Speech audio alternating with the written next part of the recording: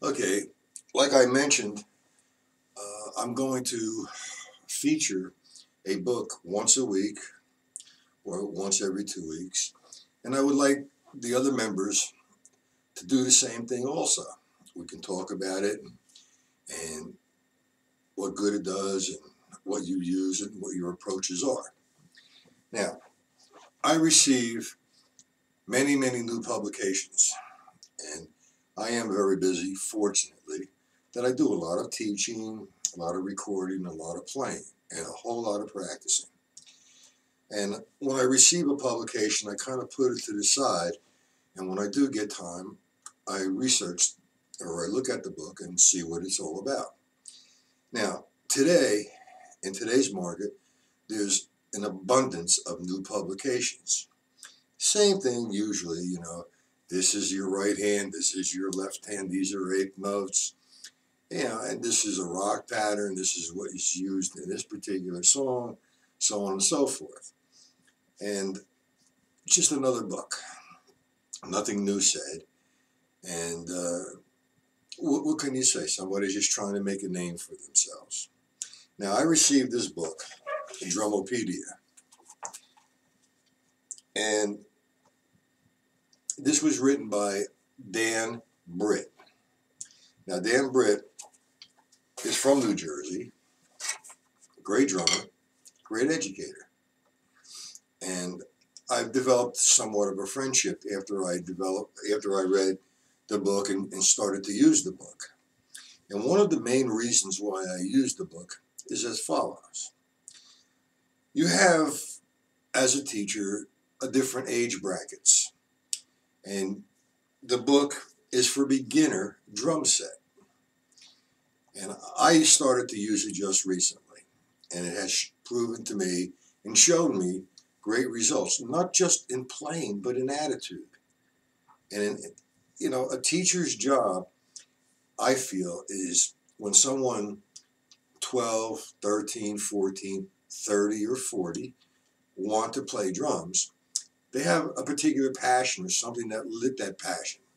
And that's like they listen to a tune or they follow a few different groups and they love the drumming.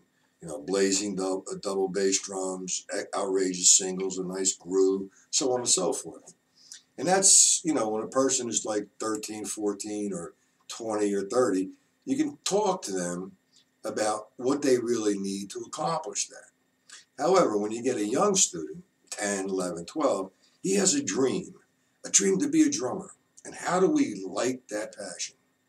Well, as a teacher, I'm kind of conservative in a lot of ways. I demand a lot of things so my students can grow.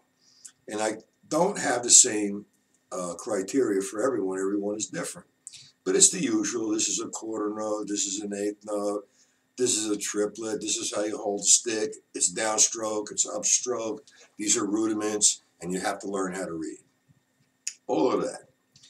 And when you have somebody 10, 11 years old who likes this particular drummer and he wants to be like him, he idolizes him, you need to feed that passion of his and keep it on fire. And I found the book just for that. And that's DrumOpedia.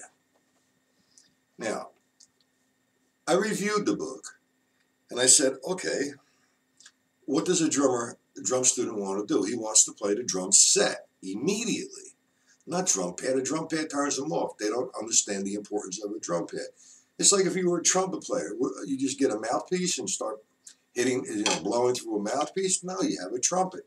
So he's a drummer. He wants to play on a drum set. How do we do this? Show the student satisfaction, something that he's growing, self-satisfaction. This is what I want. And teach him a strong foundation at the same time. Well, that's what DrumOpedia is about.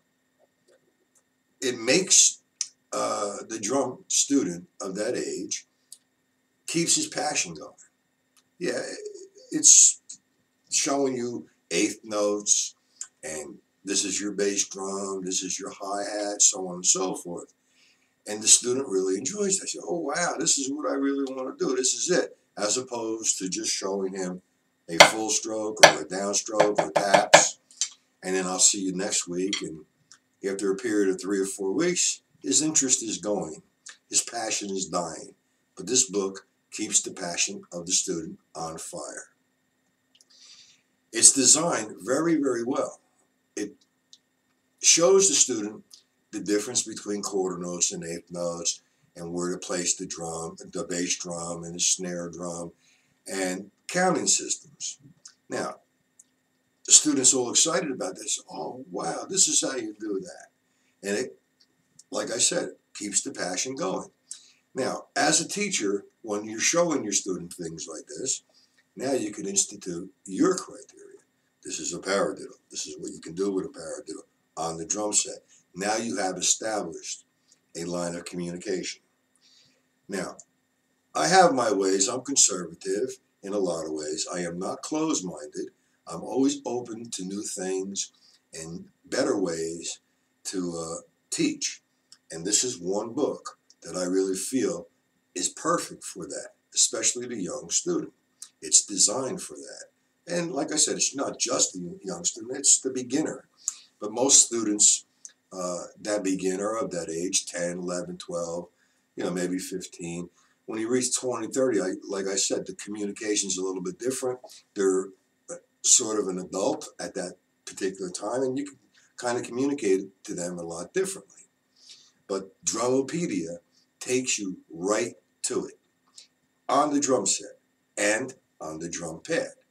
It allows you, once you show your student that gratification of him sitting at the drum set and he can do it, he looks up to you as the teacher, and he will listen to anything you tell him to do.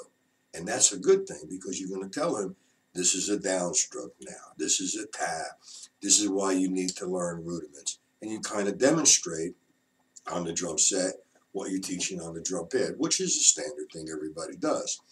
But this book is a gift. It really is. It's showing the student immediately why he's learning eighth notes and what you can do with an eighth note, why you hit the snare on 2 and 4, why you need to develop control of your limbs immediately. That's why I started to use this book, and like I said, it showed me that these students, their passion only becomes greater, and it fires up their passion. I would highly recommend this book, or try the book. I'm not trying to sell the book, by no means. The group is open up to other options or other discussions, like if you want to use the old standard of, the syncopation book or the Buddy Rich book. I definitely don't think that stick control book is old hat. I think it's a necessity. But by using this book, stick control book becomes useful with that thought process and all the other books. And, I would like everyone to feel free to either make a video or post a picture of a book they would like to talk about and get other opinions or other people's approaches to teaching. Now, I said I recommend Dan Britt's book, DrumOpedia. Into my teaching, I put it, and it showed me great result. And what can you say about somebody? This is a good book. I use it all the time now as part of my criteria. So I hope I'm making you aware of it, and if you'd like to review it a little bit or talk about it on in the groups, we can do that. And I will try to answer any questions you have about the book, and I'm sure Dan Britt is also a member. He'll answer any questions that you may have. So, with that being said, I can't really demonstrate anything in the book unless you have the book. But it does take you immediately to the drum set. As if you took piano lessons, you're learning on a piano, not a piano pad, like we do on a drum pad. There's another issue which is involved too. Parents are supporting their kids to take music lessons, and they hate to make an investment of big money to buy a good drum set. But that's another issue that we should discuss in the groups, and we will. And I just hope I'm making you aware of a really good book that I use. And hopefully, if you have a chance to review the book, review it, and perhaps you might use it. That's just my opinion. I'm stating from the truth that I feel. And number one, I would not recommend anything nor endorse anything if I did not believe in it. So, that being said, I'm going to end the video. Thank you.